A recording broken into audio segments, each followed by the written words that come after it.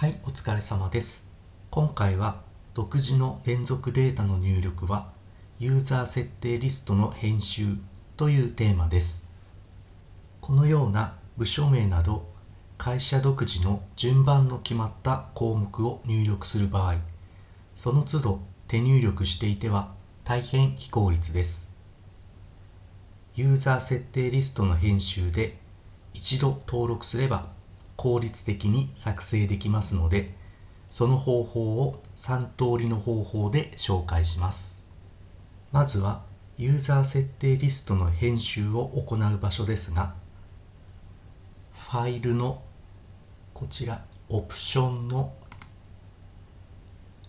詳細設定の中のスクロールバーを一番下に持っていった時のここにユーザー設定リストの編集があります。これをクリックし、ここで登録していきます。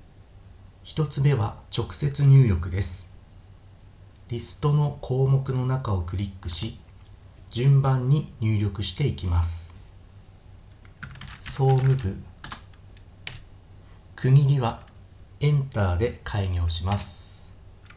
営業部、エンター、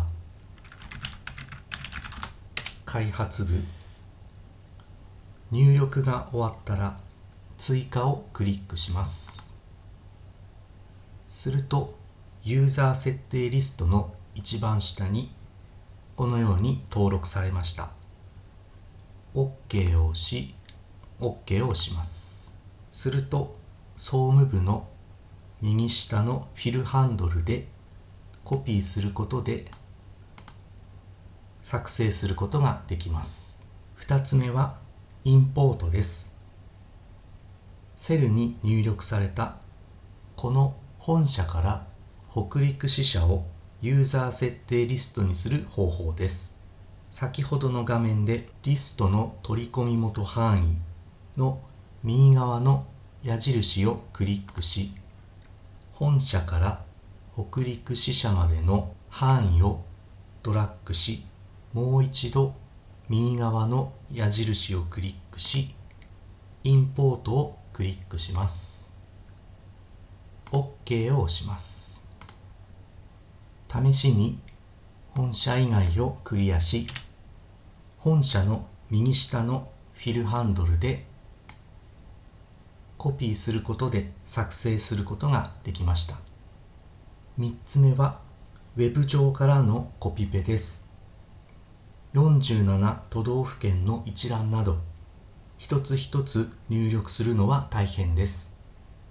ウェブ上にありそうなデータは検索してコピペした方が効率的です。都道府県、リストなどで検索し、このようなコピーできるサイトを見つけました。このサイトではこちらをクリックするとコピーができるようです。コピーしたら先ほどの画面を開き、リストの項目の中をクリックし、コントロールプラス V で貼り付けます。するとこのようにきちんと貼り付けができましたので、追加をクリックし OK を押します。北海道の右下のフィルハンドルでコピーすることで作成することができます。また隣接セルが入力済みの場合、フィルハンドルの上でダブルクリックすることでこのように一気に入力することもできます。なおこれらの登録は一度登録したら同じパソコンであれば別の Excel ファイルでも利用できますので、ぜひご活用ください。以上です。ご視聴ありがとうございます。